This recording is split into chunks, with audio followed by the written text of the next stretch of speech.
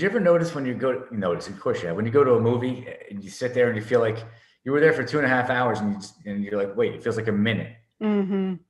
That's the creative part of your brain. I think I'm not a psychiatrist. I think it's a frontal lobe or something, but Mm. there's a part of your brain that you lose track of time when you're in a creative state of mind because you're so inspired, because you're creating and there's so much going on. And it feels so good to be in a creative. You don't have to be a painter or a musician to be creative. You could be working on a project team thinking about how to engineer somebody's servers. And we get into this place like a mastermind, like where there's 4 or 5 of us in a room and we all just become one. And it's like you're flowing. And that's a lot of fun. And that carries you through the rest of the day, the rest of the Yes. week sometimes. Yes. And for that reason, in my own company, we have a lot of meetings, but the meetings are always based on creativity. I have a whiteboard everywhere I am. If I spun this around, you'd see the whiteboard on my home office. Uh-huh. There's a whiteboard in every single room in my office in New Jersey.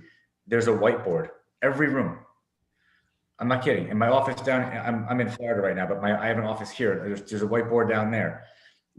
No matter where we are, we have to be able to stop and put ideas down and go back to them. And the note that I wrote for myself was that we set aside time to be creative. And I look for creativity when I hire people. So our conversation's all going in a circle here in a way because it's all connected. Okay. And when people are creative and they're happy, they're happier at work, they're better with customer service, we're more profitable, clients are happy, it's all connected. We don't have a lot of turnover. The people that are in my company now are some of them have been here for years and years and years. The guy I mentioned to you, my workflow and process guy, has been with me for at least 12 years. He was with me when the company didn't even exist. Like he was a consultant I used when we first started out. Mm-hmm. My other guy, my top tech guy, was with me. We started out together 10 years ago.